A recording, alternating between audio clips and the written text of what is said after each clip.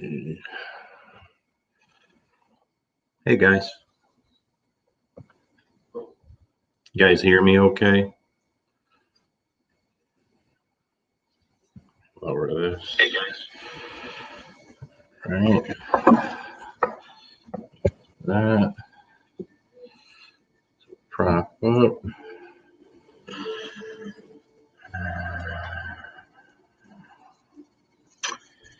Hey Matt. Hey Chris. How you doing, buddy? Anna, Daniel, Howard, Tracy. All right. Thank you, Matt. Appreciate it. Give people a few minutes to jump on here.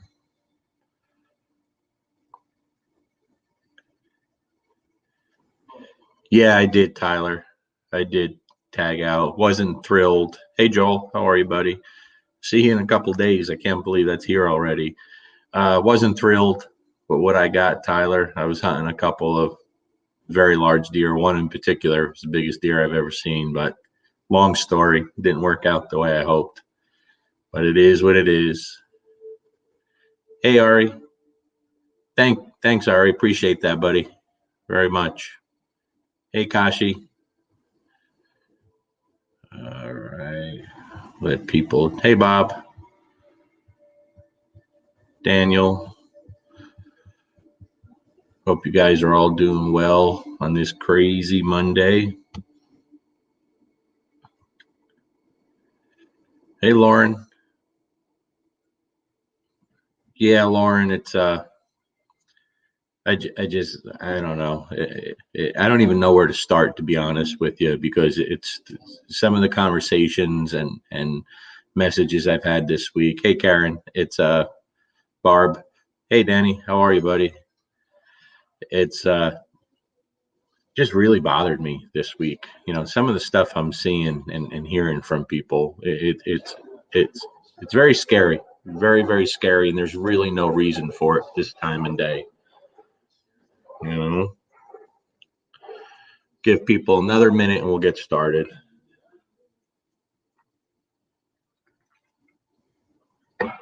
By the way, I pretty much only drink bourbon these days.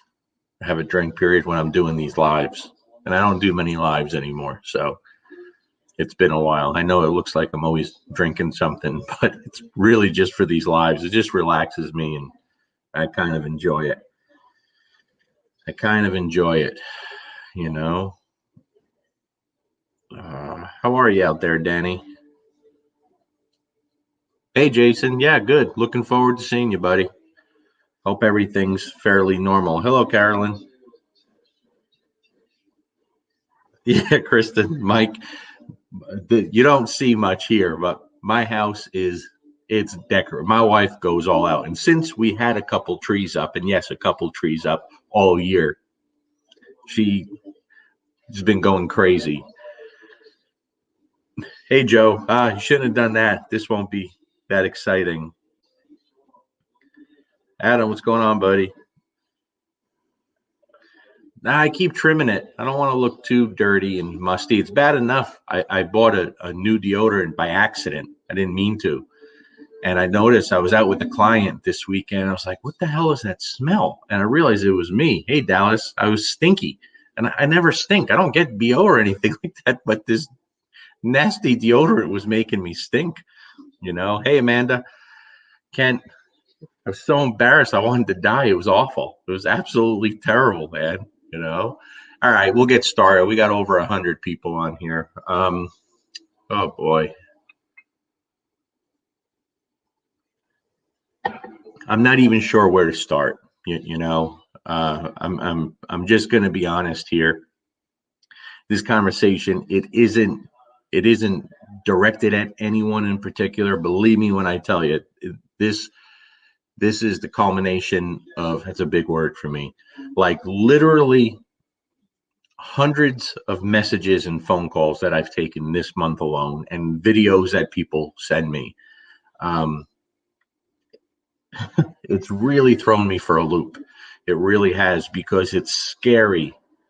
It's scary. Thank you, Angela. It's scary what's going on out there with people. And the reason I did this is because I'm kind of talking back and forth with a large group of people right now. And I don't mean like paid phone consultants or clients or nothing like that. I just mean people that message me and call, and the messages I do see and get, I've gone through them.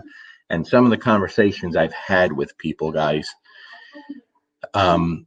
it's absolutely horrendous, the danger that people are putting themselves in and their families in and their children's in with these dogs, and what they're doing to the dogs is also is just, it's just unacceptable. I mean, it's absolutely unacceptable. All right, so what am I talking about? I made a couple of posts this week, that got a lot of attention. Each one I think was shared 200 and something times because it really resonated with people. And hey, Rob, you have to understand something. When I post something like that, I'm not sitting here planning like, what should I say today? What should I post? I don't do that. I'm very inconsistent. Sometimes you don't see nothing. I put my first YouTube video out in over a month this week because I don't stay on top of this stuff. But it had to do with all the conversations. And the first post, I think it had something to do with explaining to people and trainers that I don't care how much obedience you do with a dog. I don't care if you do 8 hours obedience a day. If you're not understanding the behavior side of things and how important the interaction you have with the animal in the household, how important that is, then the obedience is useless. It doesn't matter. And people are failing there miserably. Hey, Robin, and like I said, I'm talking about this because of specific situations this week and last week. It doesn't matter.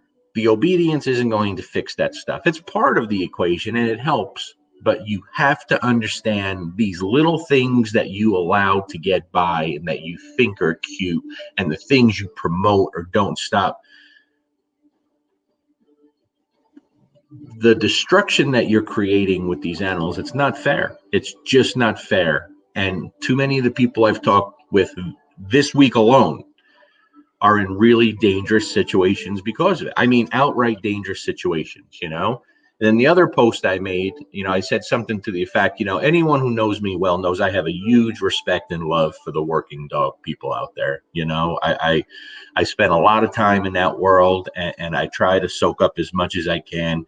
And every dog I work with, I treat like a working dog as much as I can.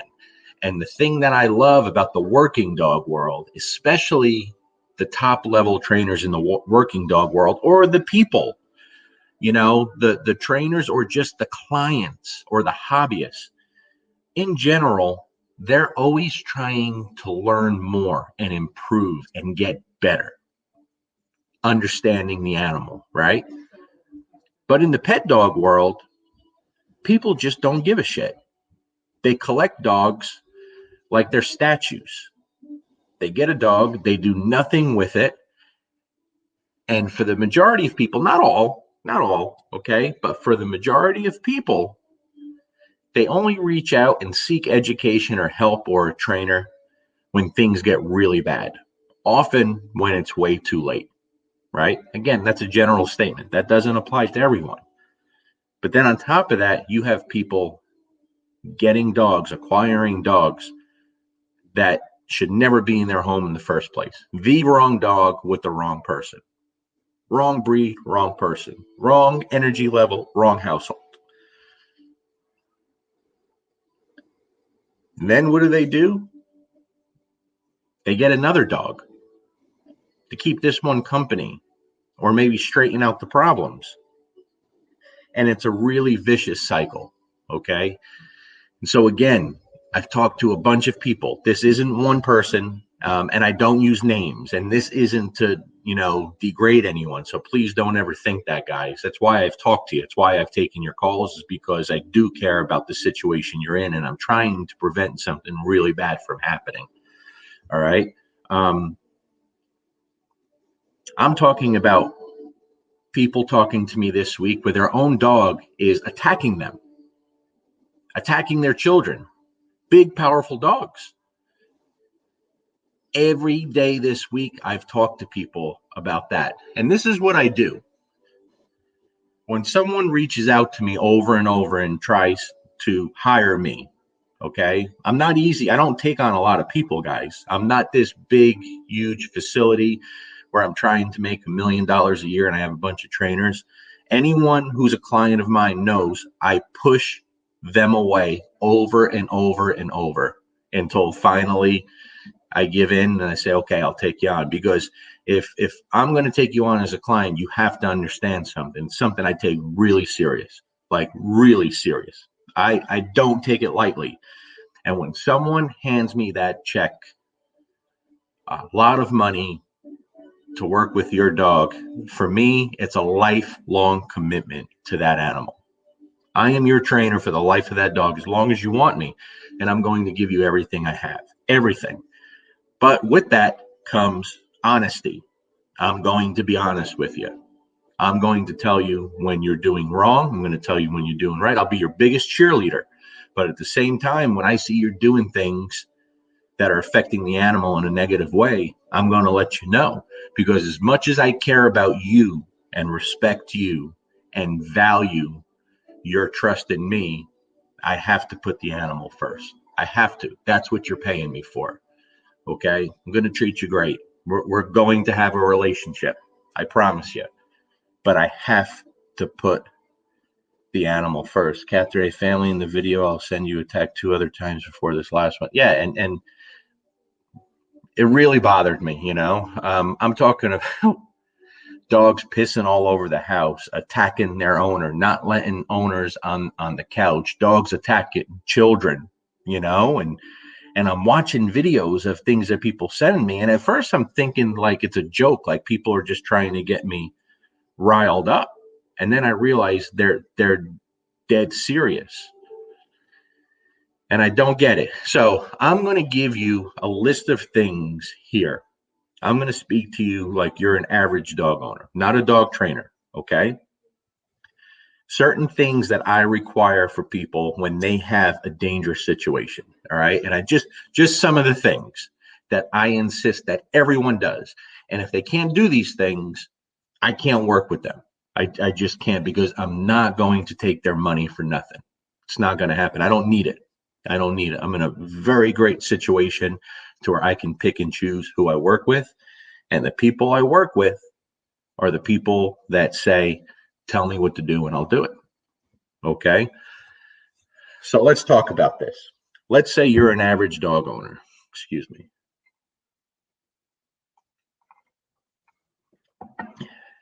And you have a dog that you're having a hard time controlling. It's attacking other dogs or other animals, or it's attacking you or family members or strangers, anything. You know, we're talking about serious stuff.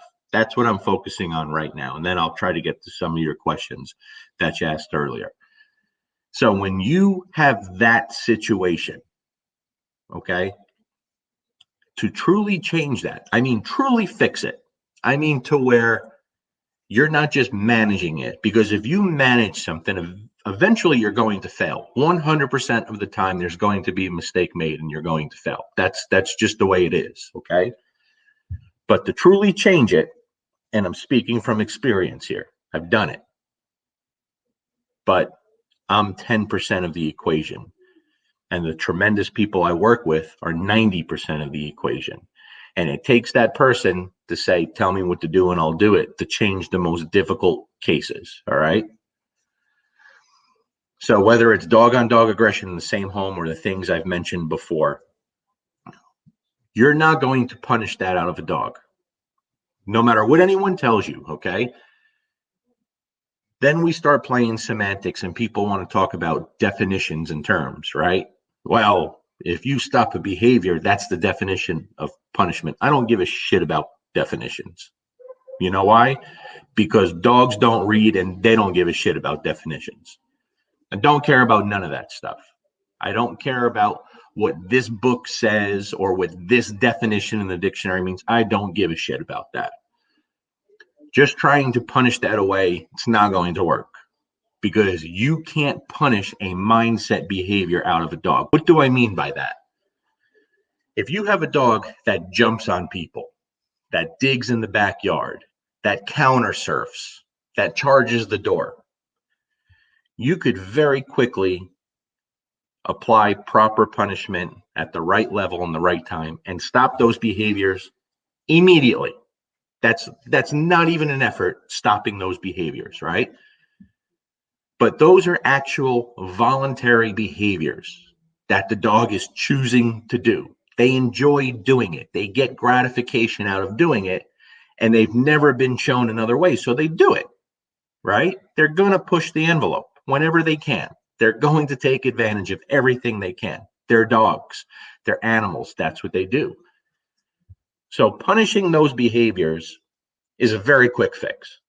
It's not even a question. Okay, like it's effortless, minutes. And anyone who knows me knows I don't use a lot of punishment. I'm a very light-handed trainer. It doesn't take much. So I'm not crucifying dogs. I'm not fixing those behaviors with e-collars, right? It comes from me very quick, very easy, very mild. But what I mean by mindset behaviors, when you have aggression in most cases, when you have fear, anxiety, insecurity, when you have all these things, when you have these dogs that feel a need to attack an owner, to attack a family member, to go after a dog, these are things that you can't just turn on and off. Not with food, not with punishment. It doesn't work that way. If it did, dog training wouldn't be a thing. You'd never have to hire a dog trainer to fix those kind of problems. Okay. And this is the God's honest truth. All right. So I have nothing to gain by saying that.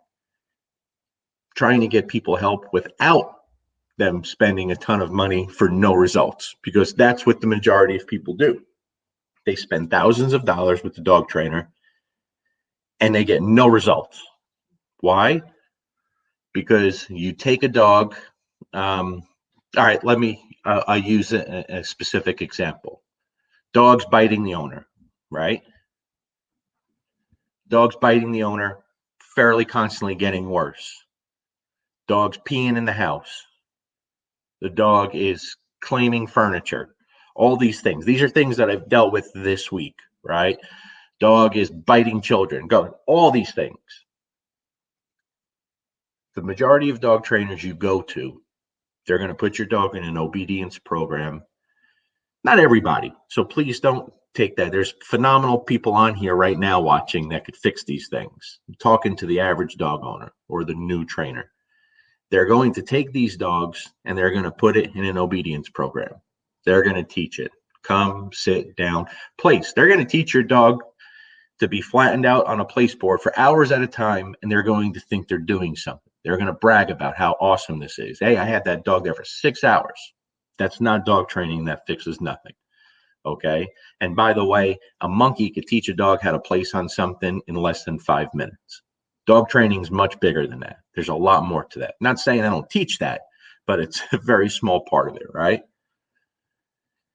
That's what the majority of people are going to do. Now, on the flip side, a lot of these board and train programs, this is stuff that people don't want to hear and don't want to talk about. A lot of these board and train programs, and I know firsthand, I talk to a lot of people, the things they do to your dog are absolutely horrendous. Again, not all, a lot of good trainers out there, a lot of good facilities, a lot of good companies, a lot of good people on here watching right now. But there's more bad ones. And the shit that your dog is going to go through, you wouldn't imagine in a million years what goes on. And so when I have someone bring their dog to me, I get people coming from all over the country to drop their dog off here. I make one promise to them. One promise. I don't promise them any kind of result. Hey, Dane, I don't promise them the world. I don't promise them what their dog's going to do and can't do. I make one promise. And what I tell every single client is, I will treat your dog as if it's my own. And I treat my dogs very well. So any dog that comes through these doors and stays with me and my family is going to be treated like gold and appropriately. and is going to have a good stay when it's here. And it's never, ever going to experience anything bad. And I'm never going to do anything to that dog that I wouldn't do in front of the owner or out in public. Never. Not once, no matter what the situation is. And that's why people come here. So you take a real chance when you send your dog off. I don't care how nice they are, how nice their website is, the things they tell you. You don't know what goes on behind. Obedience isn't going to fix those problems. So how do I start off? Okay. Let's say I go into a home. Someone wants private lessons and their dog's very aggressive, attacks their family members. Because in that case, I'm not doing a board and train. I want the private lessons. And here's why. For me to truly turn that around, for that dog to truly change to where it no longer feels a need to attack its own family, I don't mean avoids it because it's scared of painful punishment or bad outcomes. I mean truly doesn't get the idea to do it. Just doesn't want it anymore. Feels good about, hey, I don't have to hurt you anymore. I'm okay.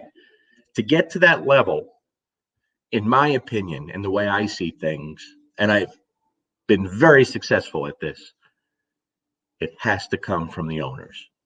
Okay? So when I walk into a home, day one, we're evaluating everything that goes on inside the home. Everything. And I've never gone into a home where these problems are taking place, where the people are doing everything right. Never. As a matter of fact, when people show up here for private lessons at my home and they get out and they're doing everything wrong, and I show them all the things where they've messed up and all the things they're doing wrong, and they get all down on themselves, I say, no, that's a good thing. That's beautiful. I'm so grateful that you're doing all these things wrong, because that makes it very easy to fix. You know what I mean? The problem is when you get people here that have real problems and they're doing everything right. That makes it difficult, because now you got to figure out, is this dog really okay upstairs, up here? And every now and then you do get one of them. You know, I have had clients where the dogs are so bad, and I tell them, I say, listen, 99% of the time, the owners create this. And I tell them, you didn't. You've done tremendous. You've done everything that I would have asked you to do if we met in the beginning. That happens. So when I come into a home like that, we take everything away from the dog. There is no more decisions. The dog makes no more decisions. Let me repeat that. The dog gets nothing. Everything comes from you. Everything. Because what happens, like that one post I made this week, guys, the dog is used to just having way too much freedom way too early, right? Usually starts as a puppy. It's cute. Oh, look, the puppy's running around. Oh, look, he grabbed the couch. He bit a hole in the couch. Oh, look, he's got the electrical cord. Oh, he pooped in the corner. Oh, my God, it's so cute, right? All these little things. See, when we get a puppy here, each dog we get in my family, because we're not perfect, I'm not perfect, but each dog we get is a little better than the last. Mango is the best dog we've ever had. Phenomenal dog. I mean, phenomenal dog, right? As crazy as Luca is, when he comes in the house, he goes and lays down. You know, he's a normal dog inside the home. But Mango is the best. And that's because I recognize the things that I didn't like that I did with each dog previous, and I fix them. With Mango, I wanted her to be the perfect combination of Luca and Bruno. And that's what we got. And my family's a big part of that, right? We created her to be that. We didn't allow her to run free before she could handle it, to where we had to fix problems. We created the dog we wanted, and that's what we have. But what most people do, they do the opposite. The dog just runs wild and creates all these kind of behaviors. So again, we take everything away from the dog. What does that mean? That means I'm going to come to you and I'm going to tell you, This dog is going to have two situations while it's inside the home. It's going to be crated or it's going to be on a leash. There is no more freedom. The dog doesn't decide where it lays down, when it lays down, when it eats, what it does. It decides nothing. You take control of everything. This dog has to start to need you, because in most cases, the dog can give a shit about the family or the owners, right?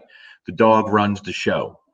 The dog comes over, people are watching TV, the dog comes over and hits him with the paw, drops the head on him, and the people, oh, it's so pretty, so cute.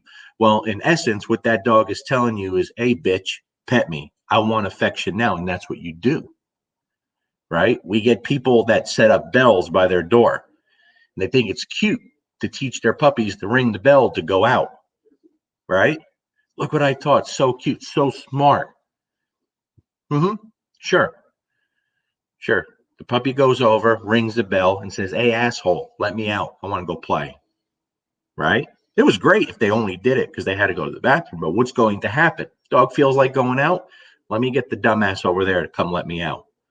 All these little things have huge impact with behavioral issues. You don't have any behavioral problems. I don't care about any of this stuff, right? So we take away the freedom. Your dog's going to be in a crate 2 or 3 hours at a time, right? Depends. When the dog comes out, it goes immediately on a leash. You take the dog outside to go to the bathroom. The dog doesn't go to the bathroom on its own.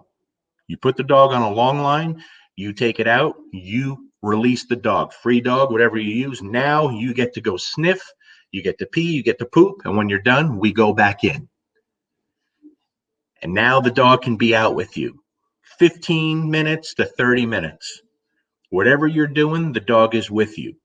If you're sitting down watching TV, the dog is in a down at least a foot away from you, not up your ass, not touching you.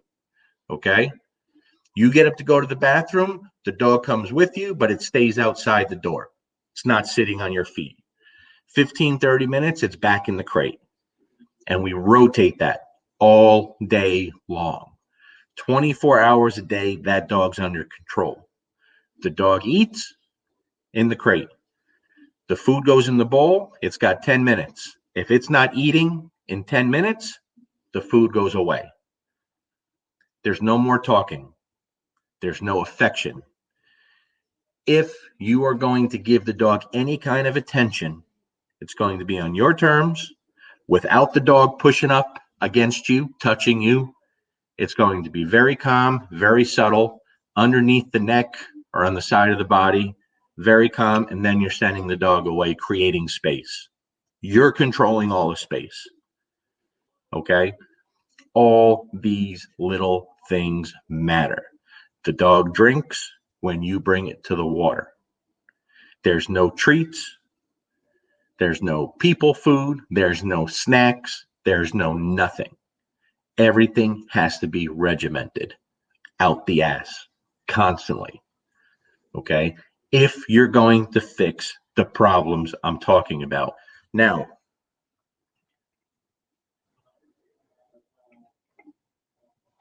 you get a lot of people out there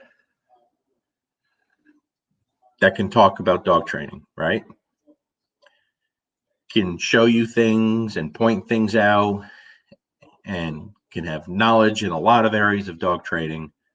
There's only one thing that truly matters. Are you providing tangible results for the people? Real results. Is something changing for real? Or are you dragging these people along forever, trying to show them how smart you are and how much you know? I don't do that. If we're not getting real changes, then I have to change something, have to do something different, right? And sometimes we do some weird shit because you have to. Not all dogs are the same. And some dogs are wired very differently. Very differently. I've had clients throughout the years, some of them you've known, you've seen, I've talked about, that have done things with the most difficult cases that most dog trainers can't handle, can't fix. They can't do it. but I've had regular average dog owners. I always talk about this. The most difficult cases, as far as I'm concerned, is two dogs wanting to kill each other within the same home. I've showcased those people that have accomplished it, not short term, guys, long term, years later, without ever having another fight, ever. Everyday average dog owners doing this because they came to me and they said, tell me what to do and I'll do it. That's all I need to hear. And then they did it. And all these little things I'm talking about, it matters. It's full control. Listen, if I take a dog in here that maybe doesn't like me so much, I don't try to push myself on the dog. I don't start working with obedience. I don't try to bribe him with food. I'm not going to do anything. The dog is just going to be here. I'm going to go about my business. I may take him out with me when I pick up poop. I'm not asking nothing of him. He's just going to be there and he could move around how he wants.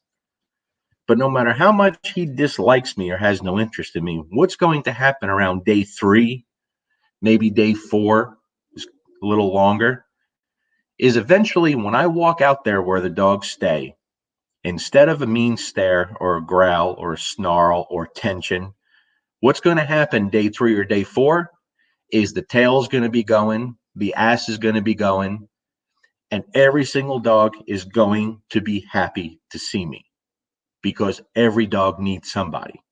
They can't do it on their own. They're very smart animals. And so when they start to see everything that they're getting is coming from me, I'm not asking of anything. I'm not punishing the dog. I'm not treating the dog. I'm just being with the dog. And I'm providing what that dog needs to get by and survive and thrive. Once I have that, then the training can begin, the obedience, which is really just stupid human tricks, right? I've talked about this before. Over several months, I took several board and trains in here, didn't charge the people. They knew what I was going to do. All aggression cases, and I did zero obedience. I did nothing, absolutely nothing.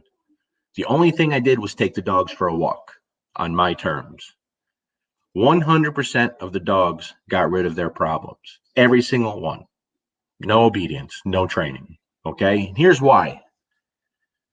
I talk about affection, unearned, constant affection from the everyday dog owner being like a drug, right?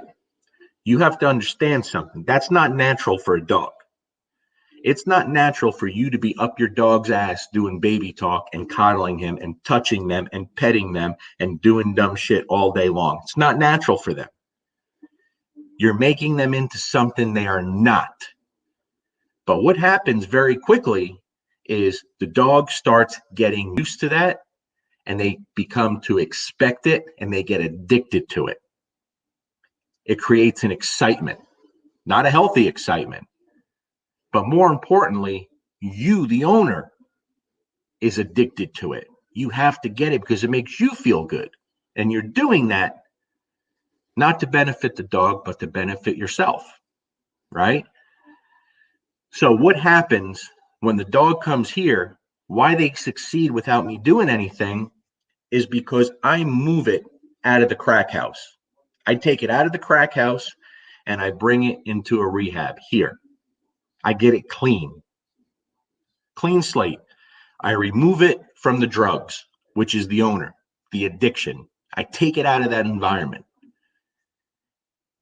It doesn't matter what I do with that animal while it's here, how far I take it, how good of a job I do. It doesn't matter. When I put it back into that home, if the drugs come back, the affection, the stupidity, the things that got it there in the first place, everything I did is out the window. It's done. It's useless. You just threw your money away and you screwed your dog up again for selfish reasons, for purely selfish reasons, because it makes you feel good because listen, all of us go through things. We all have things in our personal life or in our background, in our childhood that affect us, right? Yes, Robin, they don't realize they're touching their dog. I've done it here with people that pick up their boarding trains all the time. I'll tell them, "What are you doing?" They don't even know they're doing it. They don't know they're touching their dog. But you have owners they always have to have their hands on the dog and they're petting the dog and they don't even know it. They truly don't know it. That's how bad it gets. And so we're taking from these animals that obsession of getting that attention and that love from them, what we think is love, right? But you don't care about what they need, their needs, what they need to thrive, not just survive. They're not getting no physical, no mental stimulation whatsoever. The only stimulation they get is the excitement from your excitement and your baby talk. Okay? You have to stop that.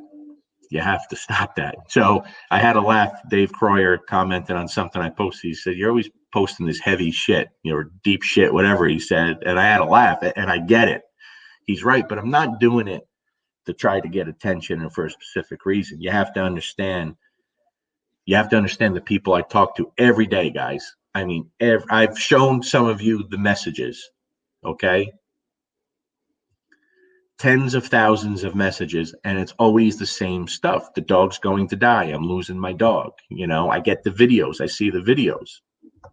I was about to call one person back that really has been begging for help. And so I go to their Facebook page. Let me see what this person's about. Let me see. And when I saw what they were doing with the dog, I didn't make that call because I can't help them.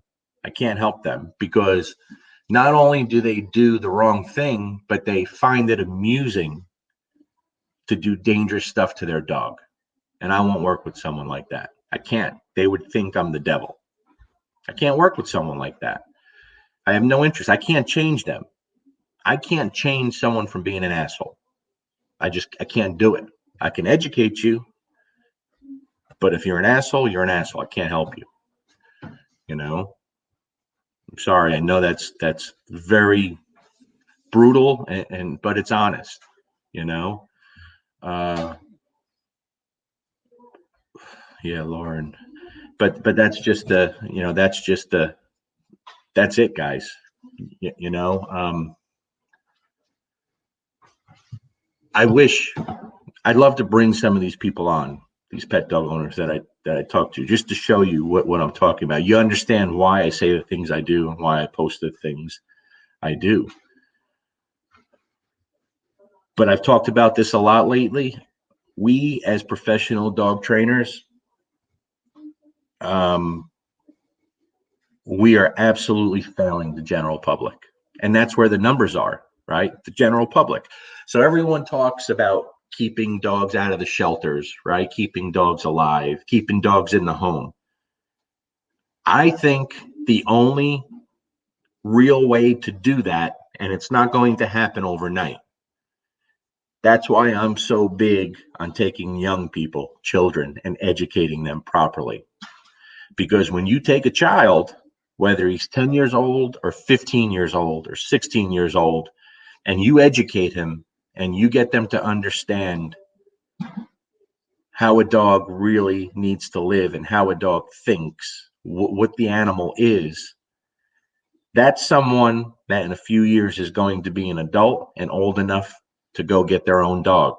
And that's the kind of person whose dog's not going to wind up in the shelter because they're going to do the right thing from the start. And that's why I think education with young people, with young children, is so damn important. So important. People have to do more outreach with kids and teach them properly. Have to, because adults are failing miserably. Miserably.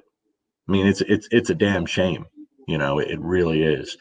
I know there's a lot to that I didn't get to. I don't want to keep you guys too long. I don't want this to drag on. But those are some of the things. Okay, so let's go back. I talked about the crating, the leashing, the feeding, all that stuff, removing everything, right? Then when it comes to training, that's important too. How you're going to train, the tools that you use, how you use them. There's this. We all know about the so-called purely positive side, right? But to me, there's four groups of dog trainers, not two. Okay, people break it down to purely positive or balanced. I think there's four groups of dog trainers for the most part, in general. I think you have your purely positive radicals, the people with just their ideology. The only thing they care about is not using tools or going against balanced dog trainers. They don't give a shit if the dog dies or not, right? Just total, your Zach Georges, your Victoria Stillwells, just they lie to the general public for huge financial gain, and they couldn't save a dog, to save their own life. They couldn't do it. Let's be honest. They couldn't do it. You have tons of purely positive or force feed trainers, whatever you want to know, that have a lot of talent, a lot of skill, good people, and they truly do care about the animal. They do. A lot of them understand there's certain dogs that they're not going to take on. I know a lot of these people. I deal with them all the time. I talk to them all the time. We bounce ideas back and forth. Good people, good trainers, right? But then on the flip side, you have the balanced trainers that use tools and they use food and they care about the animal. They want what's best for the animal. But then on the far right, just like the crazy asses on the left, on the far right, you have the people where everything is punishment. Crucify the dog, hit it with something, turn the e-collar to 100 and just hold it for 3 seconds. Douchebag scumbags, right? So you have it on both sides. If you take the two groups in the middle, the purely positive and the balanced trainers, a lot of good can come of it. A lot of good. Even if you disagree, it's okay to disagree. Very few dog trainers agree or train the same, right? Very few dog trainers train the same way. Doesn't mean they get they can't get great results, right? I do some weird shit that people think stupid and doesn't make sense. I don't hate them for not believing what I do or disagreeing with me. It's totally fine. I get it. Eventually they go, geez, okay, I'm going to have to try that because I see what the people are saying, right? But it's got to go. Let's talk about the e-collar stuff real quick, because there's a big segment of the balanced dog training. We already know where the purely positive people stand on that, and you can't blame a lot of them because of some of the douchebags we have out there using e-collars, right? I had a couple messages this week where I had to tell people, stop using the tool. Stay away from it. You're completely abusing the animal. I mean, really bad stuff. And they're asking for help. Hey, this is what's happening. The dog's flipping around and screaming, and it's only on this level. I'm like, what are you doing? Stop. Just stop. But at the same time, if you're with someone who has the ability and the knowledge and the skill to teach the average dog owner the proper use of that tool, that levels the playing field for the average person, where in many cases would never stand a chance in getting control of their dog. Keeps tons of dogs in the home because you take away the whole physical aspect. It's an even playing field, and it's a wonderful thing. I remember, it was probably 12 years ago, 13 years ago. I worked with a lady, elderly lady. I mean, she was much older. She had an Alaskan Malamute and a Rottweiler that were killing each other inside the home. And when I showed up, I was like, holy crap. Like, this is going to be really difficult. Like, really difficult. She's by herself with these two powerful dogs, and getting rid of them wasn't an option. Getting rid of one of them was not an option. She made it very clear. And what she told me, she said, I know you can do this. I have 100% confidence you could do this. I said, well, it's not just me, She said, well, let's do it. We'll do it together. And we did.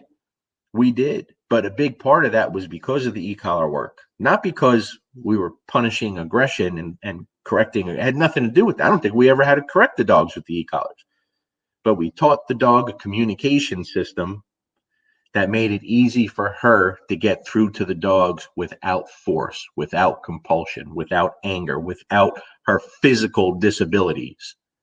You understand what I'm saying? And so when you have these issues and you're not utilizing everything you can because of your ego instead of putting the client first. How do you do that? How do you do that? How do you not do what's best for the dog and the client first? You know what I mean?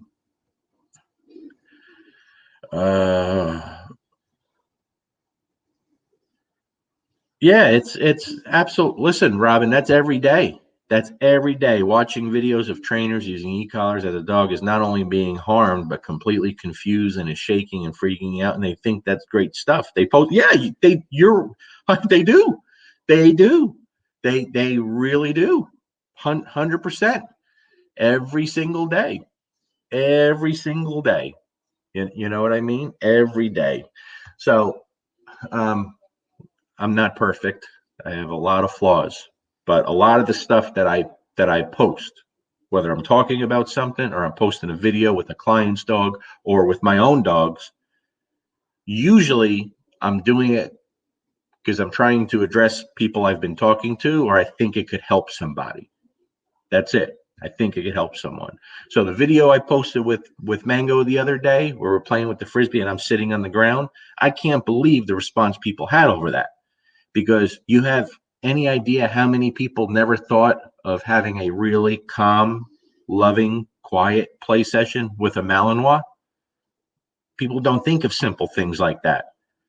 You know, one of the best messages I got from someone, I don't remember exactly what it said, but it was a working dog, a bird dog, I think, hunting dog. And I think what he said to me was, dogs live outside. They're treated like hunting dogs. They don't come in. Like, that's what they believe. And something to the effect, like, after he saw that video, brought the dogs in that night, laid on the ground, spent time with them, whatever. He said the next day that dog hunted better than it's ever hunted in his life. That was the greatest message someone could have sent to me, because it has impact. It affects someone in a really positive way. you know that's important. That's why I post that stuff. If it didn't do amazing things for people and the animals, what do I have to gain from it? You know what I mean? I don't make money putting my big ugly face on here and talking all the time, but I've seen what works over the years in incredible ways and saves dogs left and right. And I just want to share that with people because I see people failing miserably. They don't know who to follow. They don't know what to do. There is no one way to train a dog, guys. And when it all comes down to it, the dog dictates that, not one style or method or tool. It's connecting with the animal. Once you have that relationship and that trust, then it almost doesn't matter your style of training because the dog's going to figure you out when it wants to. But you got to give it a reason to want to. All right, let's get to some of these questions here. Daniel, you had a question that you put on the Facebook thing here. I'm going to try to find real quick. It was kind of a long one, but I thought it was a good question. Okay. Let's see. All right. Daniel. Hi, Larry. Here's my question. I have a client with a pit bull mix. The dog, once he sees a leash, he will grab it, bite it, and won't out. Not at all. The problem I have is that I can't take it home to train him because there's no way he can be on leash. Once leashed, he will grab the leash. He won't out. The only way to make him out is choking him. We even tried to put him in a muzzle. The owners had to sedate him to do it. And when he woke up, he managed to take the muzzle off and bit it. What would your advice be to make him out and make him not wanting to bite and grab the leash? Thanks. If you can't answer me this one, he's good, nice dog, hasn't bite anyone, but he has no biting intentions. He has no problem with someone grabbing the leash. All right. Now he's 2 years old. He just won't out. All right. Here's the thing, Daniel. For that, there's a short answer and there's a long answer. Okay. The long answer is, and we won't go into that, is you can't just address him not outing or biting the leash. You have to address why is there no communication system there? Why will the dog not out? Why does the dog want to attack the leash? So that kind of stuff I usually fix before the dog's ever put on the leash. That's tough because being on a leash is such a big part of training, right? So if you remember a couple of years back, I had big old powerful dog here, Diesel, the Alapaha Blue Bud. He was attacked the leash first day, right? When I went to film him, I didn't expect that. That was one of his deals, and many others.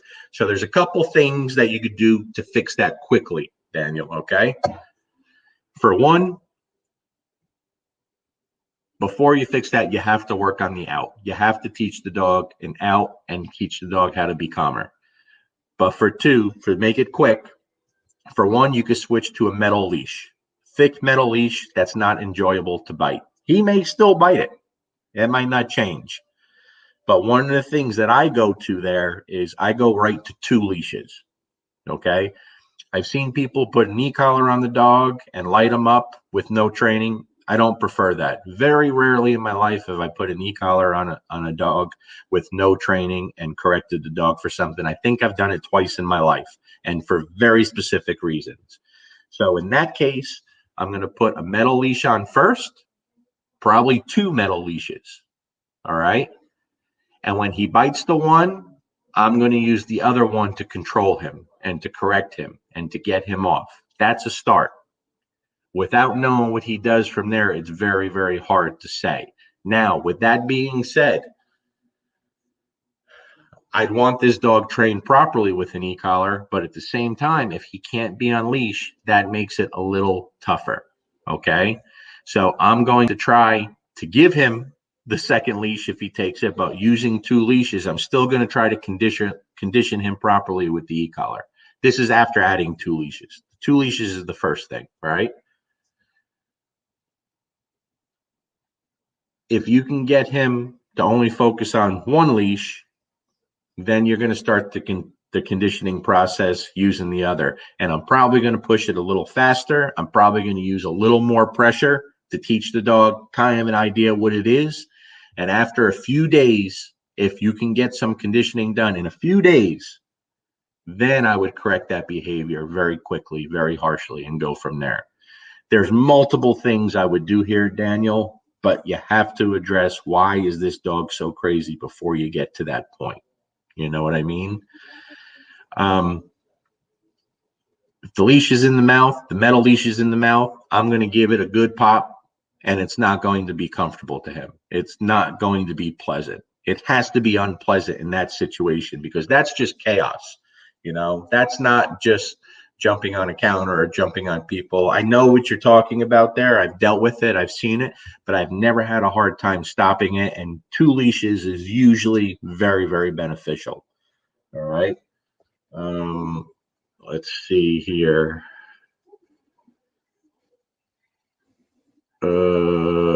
And short positive introductions to this lesson start with small. Daniel, he won't out with high value food. Even now, that ain't gonna cut it. That ain't gonna help. But Adrian, you have a good one here. This made me laugh. Got a OEB, Old English Bulldog, I guess, coming in 7 months old and biting and latching on to elderly owner's ankles. Draws blood. Get this, only happens when the owner tries to pick up the dog's shit. That's interesting. Where do you start there? All right, so first thing there, Adrian, this is kind of a little nasty, okay? But I'd be curious. I'd have the dog in the house, crated. I'd put down some newspaper or something inside the home, okay? This is just me because I want to see what the dog does if the owner tries to pick up the poop inside the home. Is it only in the yard? Or you could try in the front yard, or you could try at a park. I want to know, does this dog attack me when I pick up poop anywhere, or is it only in this one spot? That's the first thing I would want to know. I'd break it down even further, okay? And then instead of just containing the dog, you want to fix it. How do we fix that? Well, shit, you're going to have to try many different things. I want to know is when the owner is approaching the poop, when does the dog attack? Is it once the owner picks it up? Is it when the owner is moving to it? You understand what I'm saying? I would really want to know that. And I'd love to work with this because this kind of stuff I love. I love to try to change the dog's mindset there. So let's put it this way. Let's say I'm going to clicker train the dog real quick. Okay. If your typical simple punishment, it's not going to stop this, and it's not going to stop a dog like that for the most part, because this becomes an obsession. I'm going to get the dog crazy about the clicker like you do anyway. It's part of your training, right? And then I want to know, again, when does the dog attack? Is it at the poop? Is it on the way there? If that's the case, then I'm going to have the owner, as she starts moving toward the poop, I'm going to have her go a little ways before the dog goes over stress mode. And I'm going to be clicking, coming back to the dog. Clicking, coming back to the dog. Clicking, having the dog come to me. Clicking, having the dog come to me. I'm going to go back and I'm going to start over. And I'm going to keep doing that same distance until I could add another foot closer to the poop, right? I'm going to start marking and rewarding the dog's stress as I'm moving to the poop. Does that make sense? I don't know if I'm explaining myself good enough. All right. But that's just the first thing I'm going to try after moving the poop and picking it up in different locations. I'm going to start marking the dog's stress of her walking to the poop and seeing how far she can get. Does that make sense? I'm going to want the dog very hungry here, of course, and clicker trained. But I think that'd be kind of fun, actually. I'd love to give that a shot. But that's just in a nutshell. I hope that makes sense. I'm trying to talk it quickly here. Samantha Turchiarelli, fence charging would be a great one. That's real easy. That's really easy, Samantha. Um, this is the stuff here. People believe that I don't correct with e-collars, I don't punish with and that's not true. I don't have to very often. But something like that, Samantha, is take 3 weeks to condition the dog properly to the e-collar. Like, do the training properly. Take your time, 2-3 weeks. Then that's not even an issue anymore. That stopped immediately, even if they might not even give you much of an opportunity to stop. Really simple. Let me see. Counter surfing, Jody, again, super easy. Take a little time, train the dog 2-3 weeks properly with the e-collar, then set the dog up with you out of the picture. You get outside or in a spot where you can watch without the dog seeing you. The dog goes up on the counter. You correct it at an uncomfortable level without saying anything. Or if the dog is really brazen, then you could just use a leash. Okay. Even with the flat collar. If you have, 6, 8, 10-foot leash and you have something good on the counter, if the dog will do it right in front of you, dog goes up there, very firm leash correction. But the problem is it doesn't create enough suspicion. And in that case, I want to create a suspicious behavior. I want the correction coming without me around. I want it to be coming firm and quick and with no one around. I want the dog to think, holy shit, that counter just kicked my ass. That's one of the few times you want the dog to associate suspicious behavior with the correction. That, digging in your garbage, digging outside, eating your flowers, these are things you want to create suspicion with. Does that make sense? And you don't want to be part of it. I don't know. I don't know what that is.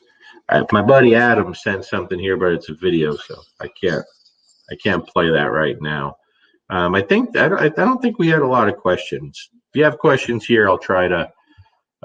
What's this? Lauren says the clicker is an unchanging sound, unlike your voice. It is neutral and unique in sound, paired to extensive feeding. The clicker means life, literally. Very powerful tool. Yeah, absolutely, Lauren. It really is a powerful tool, and it does amazing things. Daniel, what is the woman's behavior like? Is she anxious as well? Just a thought. A lot of people I work with need to work on themselves before trying to train the dog. Yeah, absolutely, Danielle. But no matter how nervous the woman is, she shouldn't be bit trying to pick up poop. That's for sure. Yeah, sure. Good, Jody. Very simple. Like, some of this stuff is really easy, guys. Mark, Larry, I've noticed you favoring the clicker for larger behavioral issues of late. Do you use the clicker for more intense behaviors?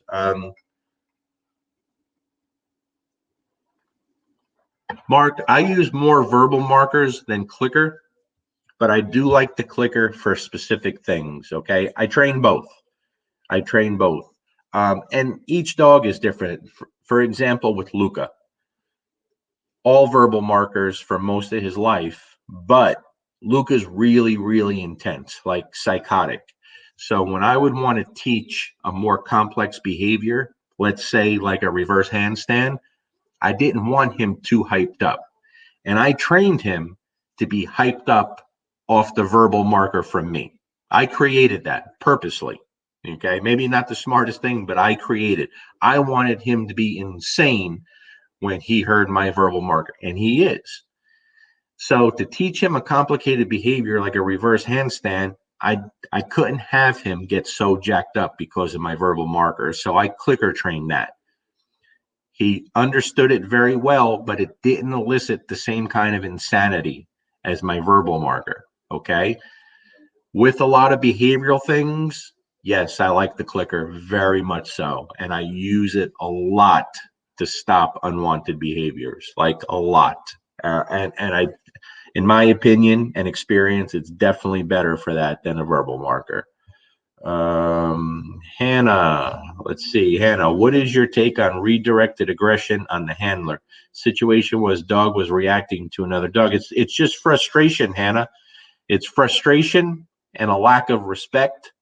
And the dog doesn't, not only have respect, but there's, you got to have that. The dog should have like a healthy fear, like, whoa, if I do that, I'll give you an example. Growing up as a kid, I was a son of a bitch, right? Like I did a lot of crazy things. I was never, not one time, spanked by my dad. I was never hit, not one time by my dad. Never. Not because my dad was anti-spanking. I watched my brother get his ass beat a lot. Okay. I didn't want no part of that. So the fear of what my dad could do to me if I screwed up was very strong. And that kept me in line a lot. Okay. I don't beat my dogs. Right. But when I'm angry and they know they did something, they're like, oh, just, I shouldn't have done that. You know what I mean? But that has to be a demeanor change in you, and that presence and that forward aggressive movement with spatial pressure. All those things have a big impact on these animals. That's frustration and a lack of respect. And so for that situation, Hannah, I'm not putting the dog in that situation. I'm going to work on that without putting the dog in that situation first, so the dog knows how to handle it. You have a communication system there that when you tell the dog, knock the shit off, the dog gets it. And right now the dog doesn't get it. And you can't teach that while the dog's in that moment. Go back to basics, build that trust, build that respect, and you have to have that foundation much, much stronger. Okay. Yeah, perfect, Doc. Doc said it right. Such a smart fella. Respect has three components: love, fear, and hate. Amen. That's really well said. And that's really important. The way you carry yourself means a lot. It means a lot. Let's see. Ann Lee. Hi, Larry. For dominant German Shepherd who's dog reactive, do you think better to clicker train when see dog, or to expect obedience and remain in structured heel? I'm not a big proponent of asking the dog to do something different, only to get rid of an unwanted behavior. Okay. I want the unwanted behavior gone. I'm going to fix that one way or the other. You know what I mean? Because I don't want my dog to have to give me a head up heel every time I see a dog. I want my dog to be able to look at other dogs and not be an asshole. And we have to teach that, and you could ask your dog for obedience. That's not going to get rid of that stress that he goes through. Sometimes it could help a little bit, but I don't think you're ever going to get rid of it. You know what I mean? But that's just me. That's just the way I do things. Joe, when taking away all freedom, is there an indication the dog is ready to be given a bit more freedom? If so, what freedom do you start with, or is crate and leash the new norm? No, nothing's ever the new norm, Joe. I don't want you living like that forever. You have to know your dog and you have to judge. Okay. So let's say, the crime is turning on you and biting you. Well, we need to go a while without that happening. And then we have to be able to have the dog in the situations that used to create that, and it no longer creates it. Then we can start easing up a little bit, But listen, I give you an example. One of my favorite clients that I talk about all the time, they had two pit bull mixes that were killing each other inside the home, right? To make a long story short, they did phenomenal. They fixed that problem, not me. Fixed it. About 2 years, 2.5 years, 3 years, whatever it was into it, they called me and said, you know what? We got so comfortable because there's never been an incident again that we started slacking on the boundaries inside the home, and we started seeing a change in the dogs. So you have to be smart. They were smart enough to know that they started getting lazy on the structure and letting little things go, and they started seeing a change in the dogs immediately. And they knew a fight was going to come if they didn't go back to how we fixed it. You know what I mean? Karen, my dog is starting to lunge at other dogs on our walks. Should I use e-collar to correct? No, absolutely not. Stop taking your dog for a walk, Karen. It's not ready. You got to fix that before you go on a walk. Okay, that's not fixed on the walk, and you're not going to punish that out of a dog. You got to ask yourself, why is my dog lunging at other dogs? Where is that stress or that frustration or that aggression coming from? So as long as you're taking your dog on the walk and it's giving you those behaviors, it's just basically being rewarded for the things you don't want. Don't take the dog for a walk anymore. You fix that at your home. You practice walking out front. You build that foundation and that communication. You guys are putting your dogs in situations before the foundation is strong enough, and that's why a lot of people fail.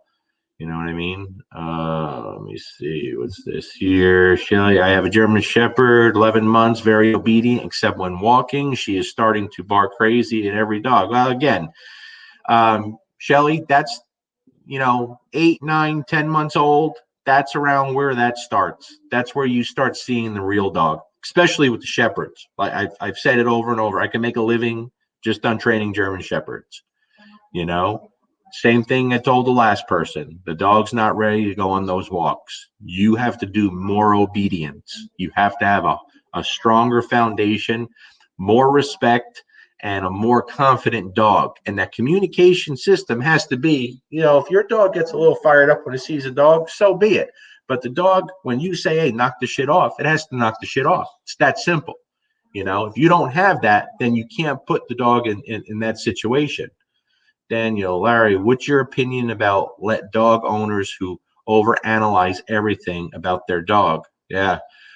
Who look outward for everything, smells, other dogs, people, cyclists, not talking about genuine reactivity, just neurotic owners who, in my limited opinion, could do better by just enjoying a walk with their dog and acting in the moment rather than preempting every single possible outcome and correct or reward there and then. I elaborated earlier because opinion about let dog owners who overanalyze everything about their dog. Yeah, that's a good point, Danielle. When I'm on a walk, I don't want the dog looking at me. I want the dog to be able to look around, to enjoy people on bikes and joggers and dogs. I want the dog to take it all in. That's what a structured walk is for me. You have one job. It's be at my side, loose leash, no pulling, but enjoy this. We enjoy it together. The second you start taking that away from your dog, that's no longer enjoyable for the dog then. If your dog can't handle that, then again, don't go on walks. It's not ready. Could it be from taking her to a dog park? Don't ever go to a dog park. That's I can't even answer that. That's just don't do that. It's like taking your child to a crack house. You just don't do it. It's a useless, disgusting, infested place with bad people and bad dogs, and just don't take your dog to a dog park. Chris Lampy, consistency is exhausting, but is also the only way. My pity tests me all the time. Can't let my guard down. However, here's the thing, Chris. Consistency isn't exhausting. And this is what I tell my clients. I tell them, do me a favor, give me 5 minutes of obedience a couple of times a day. And they're like, that's it? I'm like, that's it. If you can give me 10 minutes a couple of times a day, even better. But just give me 5 minutes a couple of times a day and you're going to get better. But the catch is you have to give me 24 hours a day inside the home. And here's the thing. It's not exhausting, Chris, because you're doing something anyway. I'm just asking people to do the right thing. And that doesn't take any more effort. You're doing something anyway. Most people just do the wrong thing. Just get rid of the bad habits and replace them with good habits. That's no more work. It's just not. All right, let's see.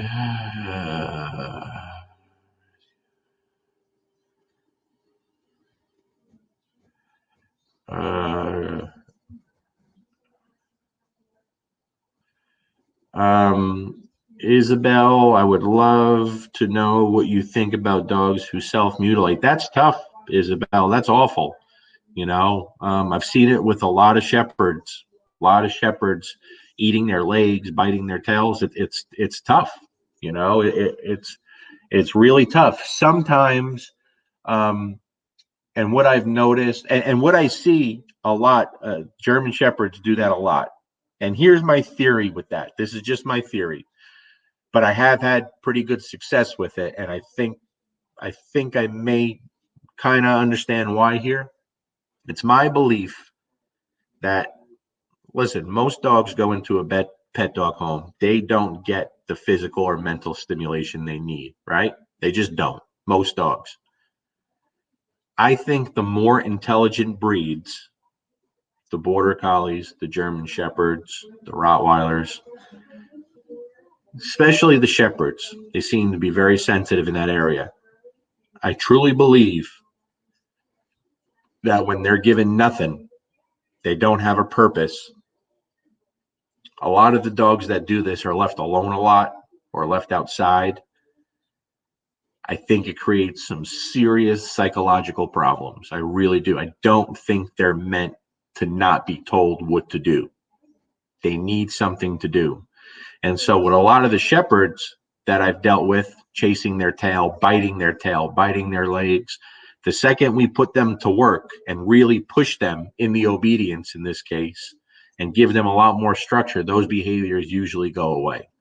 But that's just my take from what I've seen. I think a lot of it, of course, some of it could be, neurological with some dogs. But for most of the dogs that I've seen with those issues, they're just dogs wasting away that aren't getting what they need to thrive. And once you give it to them, those behaviors usually start going away. Let me see. Is that it, guys? I think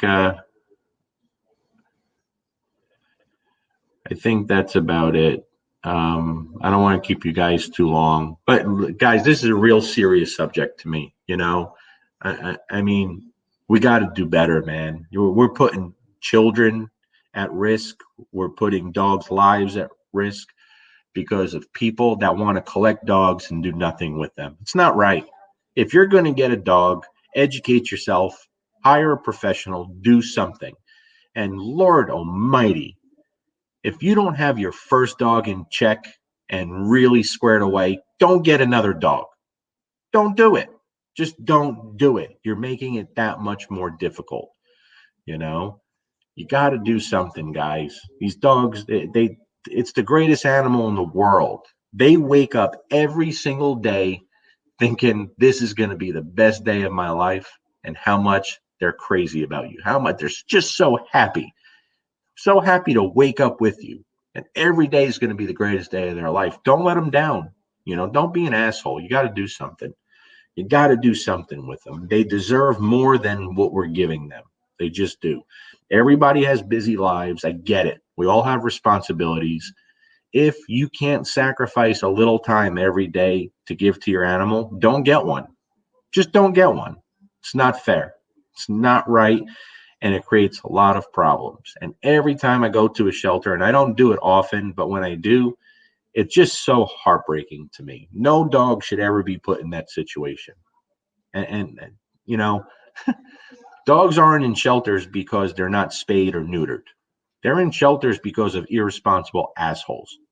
Most of the time, people run into hard times and problems. I get it. Things do happen. I get it. But for the most part, the majority of dogs wind up in shelters and rescues because of irresponsible assholes. That's all there is to it. And if I offended someone, I don't really give a damn because you're probably one of them, I'm assuming.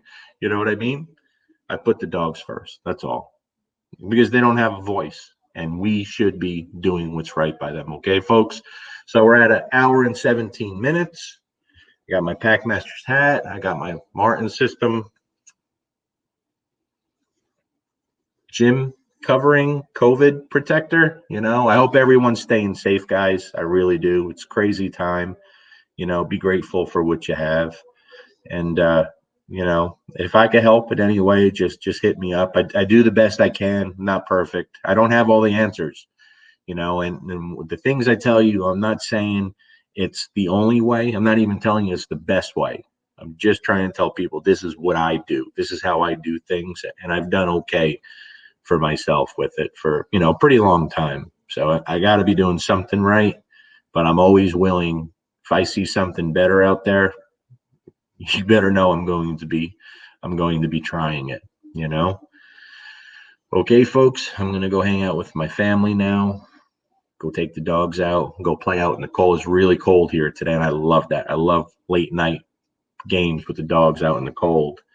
And if I can help you in any way, hit me up. All right, folks. Thank you for joining in. I really appreciate it. And I appreciate all the support over and over and over. You guys treat me much better than I deserve. And that's not something I take for granted and never will. Believe me when I tell you I don't take it for granted. Okay. So if I don't see you again or don't talk to anyone, hope you all have a great Christmas. Hopefully I see you before then. And for the people that are coming to Tucson this weekend with me and Joel, I look forward to seeing you. We're going to have a really good time. All right, folks. Peace.